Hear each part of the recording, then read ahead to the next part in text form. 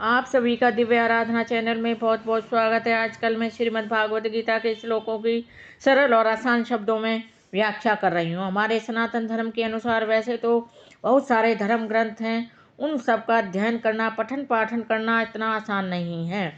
लेकिन हमारे दो महान ग्रंथ ऐसे भी हैं जो हिंदू ग्रंथों में अपना बहुत ही महत्वपूर्ण स्थान रखते हैं। सामान्य से सामान्य व्यक्ति भी इनको पढ़ सकता है और अपने जीवन का उद्धार कर सकता है। मैं आपको बता दूं ये दो महान ग्रंथ कौन कौन से हैं। एक है श्री रामचरितमानस, दूसरा है श्रीमद् भागवत गीता।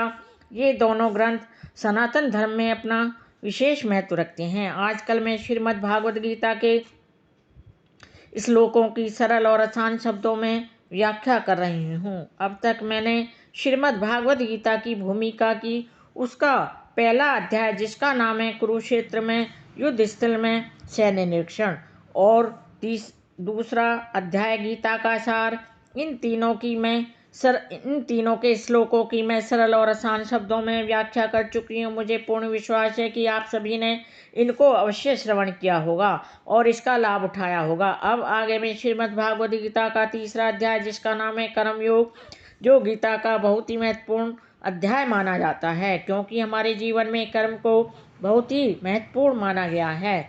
कर्म करना एक प्रधान कर्तव्य माना जाता है। कर्म भी दो प्रकार के माने जाते हैं, एक अच्छे कर्म, दूसरे बुरे कर्म। ये सब तो प्राणी की इच्छा पर निर्भर करता है, वह किस प्रकार के कर्म करना चाहता है, अच्छे कर्म करना चाहता है या बुरे कर्म करना चाहता है। भगवान श्री कृष्ण जी ने भी अर्जुन को कर्म के महत्व को बहुत ही अच्छी तरीके से समझाया है। जब कुरुक्षेत्र में वह युद्ध नहीं करना चाहता था, अर्जुन भगवान श्री कृष्ण जी ने कर्म के महत्व को वहीं पर समझाया था। तो कर्म करना क्यों आवश्यक है, यह आप सभी से मेरी हाथ जोड़कर प्रार्थना है कि मैं भी जो श्रीमद् भागवत गीता का तीसरा अध्याय जिसका नाम है कर्मयोग, उसके श्लोकों की मैं सरल और आसान शब्दों में व्याख्या कर रही हूँ। आप इनका श्रवण अवश्य करें और इसका लाभ उठाएं। वीडियो शुरू करने से पहले आप सभी भक्तों से मेरी प्रार्थना है, आप मेरी वीडियो को लाइक शेयर सब्सक्राइब अवश्य करें, बेल आइकन भी प्रेस करें, जिससे मेरे सभी नोटिफिकेशन आपको मिलते रहें और आप मेरे वीडियो को अंत तक अवश्य देखें। अब शुरू करते हैं आज का वीडियो। आज का वीडियो है श्रीमद् भागवत गीता का तीसरा अध्याय जिसका नाम है कर्मयोग। आज का श्लोक है 33वां। स दृश्यम चेष्टते स्वस्य प्रकृते ज्ञानवान है अपि प्रकृतिम यान्ति भूतानि निग्रह किम कश्यति।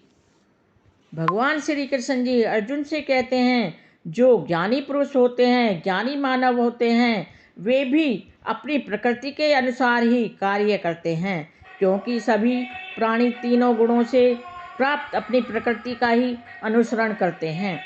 भला दमन से क्या हो सकता है? कोई भी व्यक्ति अपनी प्रकृति को नहीं छोड़ सकता। कृष्ण भक्ति के दिव्य पद पर स्थित हुए बिना, अर्थात कृष्ण भक्ति किए बिना प्रकृति के गुणों के प्रभाव से कोई भी व्यक्ति मुक्त नहीं हो सकता। ज्ञान की दृष्टि से कोई भी व्यक्ति कितना ही विद्वान क्यों न हो, किंतु भौतिक प्रकृति की दीर्घकालीन अर्थात लंबे समय तक संगति होने के कारण वह बंधन में ही रहता है, वह उससे कभी मुक्त नहीं हो सकता। केवल कृष्ण भक्ति ही उसे भौतिक बंधन से छूटने में सहायक हो सकती है, भले ही कोई अपने नित्य कर्मों को करने में संलग्न क्यों न रहे। अतः पूर्णतः कृष्ण भक्ति हुए बिना अपने नित्य कर्मों का परित्याग नहीं हो सकता। किसी को भी सहसा अपने नित्य कर्म त्याग कर तथाकथित योगी या अध्यात्मवादी नहीं बन जाता।